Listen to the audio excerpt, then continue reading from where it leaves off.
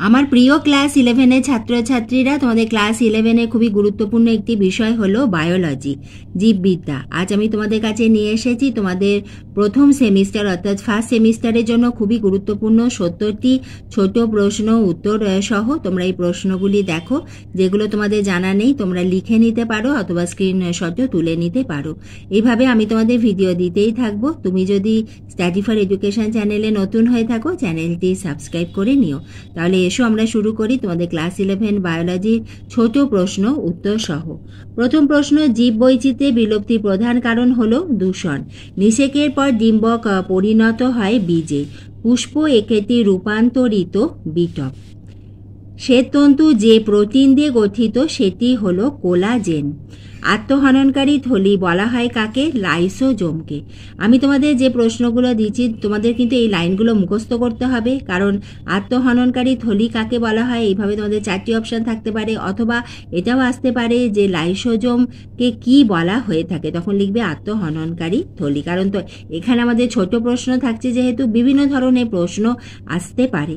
উৎসেচকে protein অংশকে বলা হয় অ্যাপো উৎসেচক। সিম্পোর্ট হলো এক প্রকার সক্রিয় পরিবহন।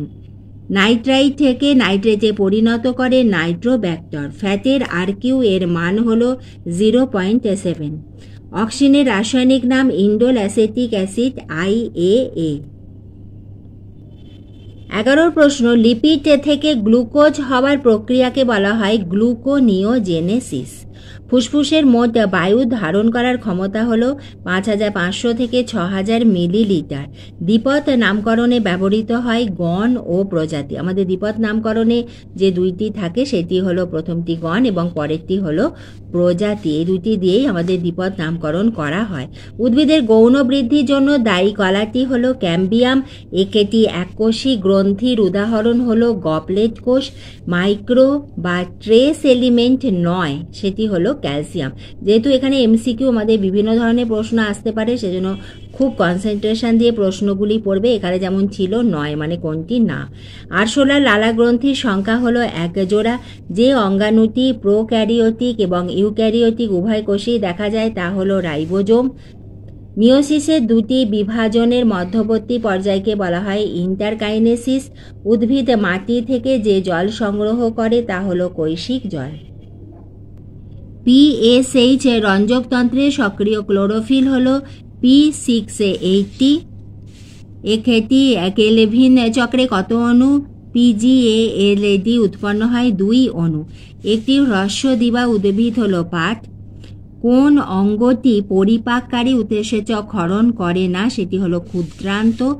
হেনরি লুপের নিম্নগামী বাহুতে কোন বাহুটি পুনঃশোষিত হয়? জল। মানবদেহের দীর্ঘতম অস্থিটি হলো ফিমার।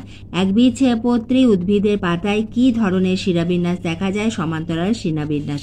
তোমাদের কিন্তু প্রতিটি অধ্যায় যেগুলো তোমাদের সিলেবাসে আছে ফার্স্ট সেমিস্টারের জন্য অতি অবশ্যই খুব ভালোভাবে তোমাদের বইয়ের লেসেনগুলোকে রিডিং পড়তে হবে, কারণ যে কোনো লাইন তুলেই কিন্তু প্রশ্ন আসতে পারে।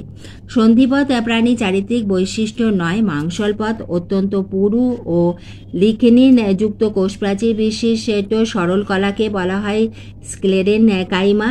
ইন্টারক্যালেটেড ডিস্ক পাওয়া যায় হৃৎপেশিতে। আরশোলার পৌষ্টিকতন্ত্রের অংশ হলো ম্যান্ডিবল। 32 প্রশ্ন, বেমতন্তু তৈরি হয় মাইক্রোটিউবিউল দ্বারা। আর RNA সংশ্লেষিত হয় নিউক্লিওলাসে। নারিকেলের জলে পাওয়া যায় সাইটোকাইনিন। 35 প্রশ্ন, পর্ব মধ্যের দৈর্ঘ্য নিয়ন্ত্রিত হয় জিব্বারেলিন দ্বারা। গ্লাইকোলাইসিস প্রক্রিয়ায় লাভ হয় ড্যাশ সংখ্যক ATP, সেটি হলো 2 সংখ্যক ATP। 37 প্রশ্ন, যখন শ্বসনে শুধুমাত্র কার্বোহাইড্রেট জারিত হয় তখন RQ এর মান হলো 1। 38 প্রশ্ন, শ্বেতপেশীয় বৈশিষ্ট্য অনেক কম পরিমাণ মায়োগ্লোবিনের উপস্থিতি। 39 প্রশ্ন, মানবদেহের হৃদ উৎপাদের স্ট্রোক ভলিউমের মান হলো 70 মিলিলিটার। একটি অসম্পূর্ণ ফুলের উদাহরণ হলো রজনীগন্ধা ফুল। দুধ থেকে দই প্রস্তুতিতে যে শারীরবৃত্তীয় প্রক্রিয়াটি ব্যবহৃত হয় তার নাম ল্যাকটিক অ্যাসিড সন্ধান প্রক্রিয়া। প্রক্রিয়াটি হলো সন্ধান প্রক্রিয়া। 42 প্রশ্ন, ফল পাকার সময় উৎপন্ন হরমোনটি হলো ইথিলিন। 43 প্রশ্ন, কনড্রিন নামক ধাত্র ও কনড্রোসাইট কোষের সমন্বয়ে গঠিত অর্ধস্বচ্ছ দৃঢ় ও স্থিতিস্থাপক যোগকলাকে কি বলা হয়? তরুণাস্থি। অর্থাৎ আমাদের যখন বড় প্রশ্ন আসবে তখন আমাদের প্রশ্ন আসতে পারে তরুণাস্থি কাকে বলে, কিন্তু এখানে যেহেতু আমাদের ছোট প্রশ্ন, আমাদের এইভাবে কিন্তু প্রশ্ন আসবে। 44 প্রশ্ন, একটি ডিনাইট্রিফাইং ব্যাকটেরিয়া হলো থায়োব্যাসিলাস ডেনিট্রিফিকান্স।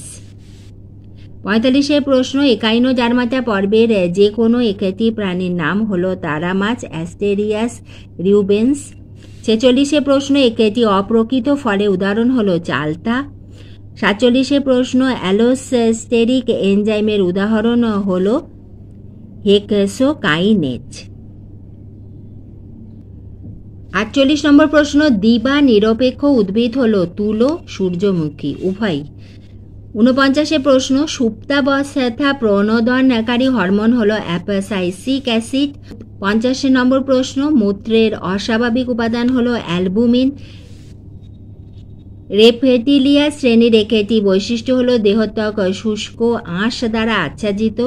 ভাইরাসের বৈশিষ্ট্য নয়, বহিস্থ উদ্দীপনায় সাড়া দেয়। অবিদারী ফলের উদাহরণ হলো অ্যাকিন। কোন ধরনের প্রাণী কলায় রক্তবাহ থাকে না? সেটি হলো আবরণী কলা। অগ্রমুকুলের প্রকটতার জন্য দায়ী হরমোনটি হলো অক্সিন। একটি পেশাগত ফুসফুসের রোগ হলো সিলিকোসিস। 57 প্রশ্ন, অক্সিজেনের অনুপস্থিতিতে গ্লাইকোলাইসিস প্রক্রিয়ায় নিট কত অণু এটিপি উৎপন্ন হয়? 2 অণু। আরকিউ এর মান যখন 1 কম হয় তখন ফ্যাট জারিত হয়। বীজবিহীন ফল সৃষ্টি করা যায় জিববারেলিক অ্যাসিড প্রয়োগে।